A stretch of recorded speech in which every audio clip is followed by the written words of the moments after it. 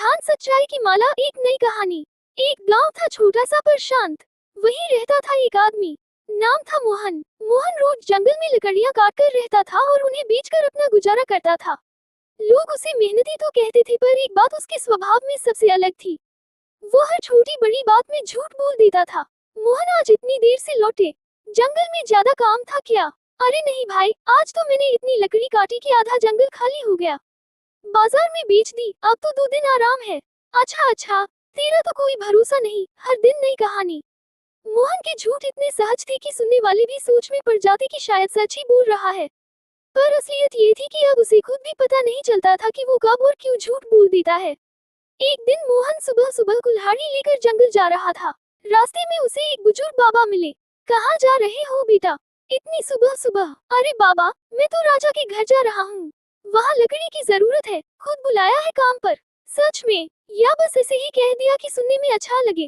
तुम क्यों बोलोगे ये तुम नहीं जानते, पर तुम्हारा मन जानता है। लो, इसे पहन लो, ये सच्चाई की माला है। अगर तुम झूठ बोलोगे तो यह भारी होती जाएगी, इतनी भारी कि सांस भी नहीं ले पाओगे। और अगर सच बोलोगे तो ये हल्की और ठंडी रहेगी। अरे बाबा, आप तो जादूगर लगते हैं, अब तो देखना पड़ेगा इसका असर। मोहन को लगा ये सब बाबा का मजाक था, पर उसे नहीं पता था कि उस दिन से उसकी जिंदगी बदलने वाली है, क्योंकि अब हर झूठ उसकी गर्दन पर बोझ बनकर लटकने वाला था। सुबह का समय था। गांव के कुछ लोग पेड़ की छांव तले बैठे बातें कर रहे थे।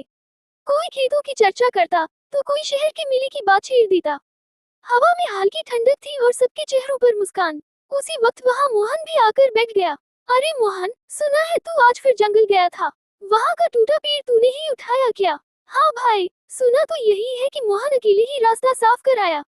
अरे हाँ भाई, और क्या? मैं ना होता तो लोग आज जंगल के पार कैसे जाते? वाह, तू तो बड़ा ताकतवर निकला।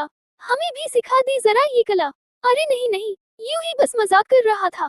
मोहन हंसते हुए चला गया, पर तभी उसकी गर्दन की माला हल्की सी हिलने लगी, मानो उसमें कोई जान आ गई हो। मोहन ने छूकर देखा, माला अब पहले से थोड़ी भारी थी। मैंने तो बस मजाक किया था, फिर यह भारी क्यों हो गई? उसे यह एहसास नहीं था कि मजाक में कही बात भी झूठ थी, और वो झूठ अब उस माला में दर्ज हो चुका था। दिन बीतते गए। मोहन रोज की तरह जंगल में लकड़ी काटने जाता। उसके पिता बीमार रहते थे, इसलिए घर की सारी जिम्मेदारी उसी पर थी। शाम ढलने लगी थी। मोहन लकड़ियां बांध रहा था, तभी बाबा के शब्द उसके कानों में गूंजे।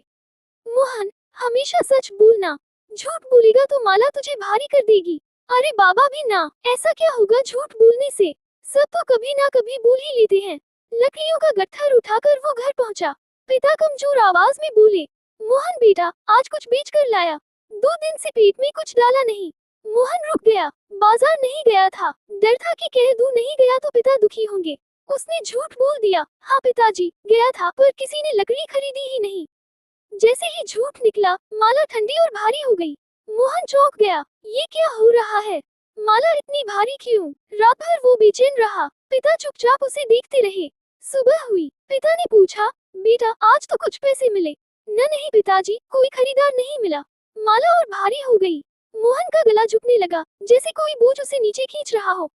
जब मैं किसी की मदद करता हूँ तो माला चमकती है, अब काली क्यों पड़ गई? अचानक आवाज आए, मोहन, मैं तेरे दिल की सच्चाई से जुड़ी हूँ। अगर तू सच्चा रहेगा तो मैं तेरी राह रोशन करूंगी। पर मैं सच बोल दूं तो पिताजी परेशान हो जाएंगे। जो सच्चा होता है मोहन, उसे शायद कुछ लोग छोड़ दें, पर भगवान उसका साथ कभी नहीं छोड़ते। मोहन ने आसमान की तरफ देखा। कल मैं सच कहूंगा, चाहे कुछ भी हो जाए। अगली सुबह मोहन लकड़ियां लेकर बाजार गया। उसकी किस्मत ने साथ दिया। एक व्यापारी आया और सारी लकड़ियां खरीद ली। खुशी खुशी घर लौटा। पिता ने पूछा, बेटा आज तो लकड़ी बेच पाया? मोहन के मुंह से फिर झूठ निकल गया, नहीं पिताजी, आज भी कोई नहीं खरीदी। माला और भारी हो गई, पर गांव में लोग तारीफ करने लगे। मोहन बड़ा नेक लड़का है, अपने बीमार बाप की सेवा करता है। मोहन के चेहरे पर कोई खुशी नहीं थी। सब मुझे अच्छा समझते हैं, पर मैं जानता हूँ सच्चाई कुछ और है। रात में जब उसने माला को देखा, वह लगभग काली पड़ चुकी थी। माला, तू मुझसे नाराज है? झूठ की चमक बाहर दिखती है, पर भीतर की सच्चाई ही असली रोशनी होती है। मोहन चुप था, दिल में डर और सच्चाई की लड़ाई चल रही थी। अगली सुबह मोहन मुखिया के घर पहुंचा। अबे मोहन, तू कह रहा था ना कि लकड़ी काटना जानता है? हाँ मालिक, काम आता है, पर कुल्हाड़ी टूट गई है। अगर काम मिले तो सच बोल कर करूंगा। इतना कहते ही माला हल्की हो गई। ठीक है, आज से बगीचे की देखभाल करेगा, मुखिया ने कहा। शाम तक मोहन ने खूब मेहनत की। घर पहुंचा तो पिता मुस्कुराए। आज तू दवा लेना नहीं भूला। आज मैंने सच बोलकर काम किया पिताजी। शायद इसी वजह से माला ने मुझे सजा नहीं दी। कौन सी माला बेटा? यही गले में है पिताजी।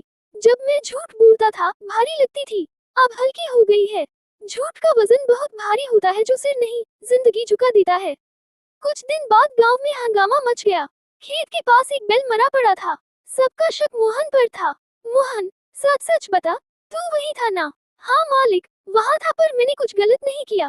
बैल जिंदा था, बस सांसें धीमी थी। झूठ मत बोल, हमने तुझे वही देखा था। भीड़ गुस्से में थी। तभी किसी ने कहा, मैंने सुबह खेत के पीछे एक आदमी देखा था, कपड़े मिट्टी से सने हुए थे। लोग दौड़े और एक अजनबी को पकड़ लाए। वो बोला, मैं बैल चुराने आया था, पर वो रास्ते में गिर गया। सन्नाटा छा गया। मोहन की आंखों से आंसू निकले पर इस बार राहत के। मैंने सच कहा था मालिक, बस डर गया था। डर इंसान से गलती करवा देता है बेटा, पर तूने अब सच बोलकर अच्छा किया। माला हल्की हो गई। मोहन ने आसमान की ओर देखा। सच बोलना मुश्किल तो है, पर मन को हल्का कर देता है। कुछ दिन बाद सरकारी गोदाम से गेहूं गायब हुआ। गांव में चर्चा फैल गई, कहीं यह मोहन का काम तो नहीं। 3 साल पुरानी याद लौटी, जब उसने और दोस्त ने 2 बोरी गेहूं चुराई थी। उसने पंचायत में सबके सामने कहा, 3 साल पहले की चोरी में मैं भी शामिल था, पर तब से कुछ नहीं छिपाया। अब जो भी हो, सच ही कहूंगा। सब चुप रहे। मुखिया बोला, आज पहली बार किसी ने अपनी गलती खुद मानी है। इसे दंड नहीं, एक मौका मिलेगा खुद को साबित करने का। मोहन की माला अब बिल्कुल हल्की थी। उसने आसमान की तरफ देखा और मुस्कुराया। सच में दर्द तो है, पर सुकून भी इसी में है। कुछ दिन बाद गांव का मेला लगा। मोहन को सच बोलने की हिम्मत के लिए मुख्य अतिथि बनाया गया। तालियों की गूंज में उसकी माला बस एक प्रतीक बन चुकी थी। वो रात को डायरी में लिखता है, झूठ हमेशा बोझ होता है, और जब सच कहा जाए वही बोझ परों में बदल जाता है।